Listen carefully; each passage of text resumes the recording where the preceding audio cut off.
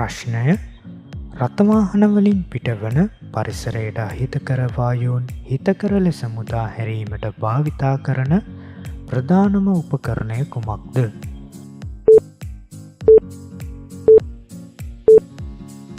පිළිතුර උත්ප්‍රේරක පරිවර්තකය. කැටලික් කන්වර්ටරය හෙවත් උත්ප්‍රේරක පරිවර්තකය මුලින්ම සොයාගනු ලැබුවේ ප්‍රංශ ජාතික රසායන විද්‍යාඥයෙකු සහ යාන්ත්‍රික ඉංජිනේරුවෙකු වන යුජීන් හුඩ්රි විසිනි. ඔහු ප්‍රංශයේ ඉංජිනේරු විද්‍යාව හැදෑරීමෙන් පසු ඇමරිකා එක්සත් ජනපදයට සංක්‍රමණය විය. ඔහු එහිදී මුලින් කැටලික් ක්‍රැකින් ක්‍රියාවලිය නිර්මාණය කර තෙල් කර්මාන්තයේ විප්ලවයක් ඇති කළේය. පසුව 1940 දශකයේ අගභාගයේ සිට වාහනවලින් පිටවන වායු දූෂණය පිළිබඳ පර්යේෂණ කිරීමට ඔහු යොමු විය. මුලදී මෙම උපකරණය කර්මාන්ත ශාලා දුම් චිමිනි සහ ගබඩා වැනි ක්ෂේත්‍රවල භාවිතා කරන ලදී.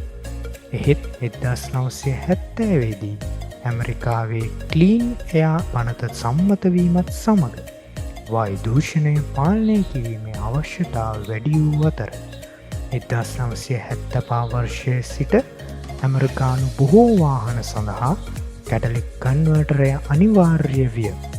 මෙය වායු දූෂණය පාලනය කිරීමේ ඉතිහාසයේ ප්‍රධාන සන්ධිෂ්ඨානයක් ලෙස සැලකේ. මෙම උපකරණය තුළ ඇති ප්ලැටිනම්, රෝඩියම් සහ පැලේඩියම් වැනි වටිනා ලෝහ උත්ප්‍රේරක ලෙස ක්‍රියා කරමින් නයිට්‍රජන් ඔක්සයිඩ්, නයිට්‍රජන් සහ ඔක්සිජන් බවටත් කාබන් මොනොක්සයිඩ් සහ හයිඩ්‍රෝකාබන, කාබන් ඩයොක්සයිඩ් සහ ජලය බවටත් පත් කරයි.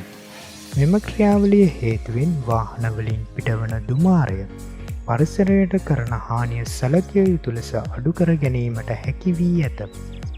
එමගින් අම්ල වර්ෂාව වැනි පාරිසරික ගැටලු අවම කිරීමට විශාල දායකත්වයක් මේ වන විටත් සපයනු ලබයි.